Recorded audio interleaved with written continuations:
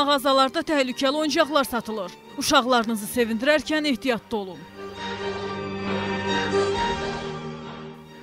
Beyləqan rayon sakini Ruslan Nəzərovun övladına Bakıdan nənəsi tərəfindən alınan hədiyyə görənləri təəccübləndirib. Alınan helikopter oyuncağı işə düşən zaman divarda lazer şüa nəticəsində görünən görüntü uşağın atasını narahat edib. Belə ki, divarda İslam mədəniyyətinin əsas mərkəzi olan Məkkə şəhərinin bombalanması əks olunur. Narahat olan valideyn oyuncaqların uşaqların psixologiyasına pis təsir göstərə biləcəyini düşünür.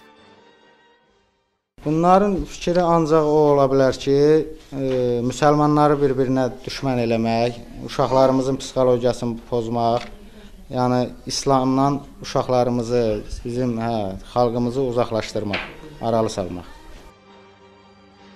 Övladının gələcəyi üçün ciddi narahatçılıq keçirən ata, bu kimi oyuncaqların ölkəmizə gətirilməsinin qarşısının alınmasını xahiş edir.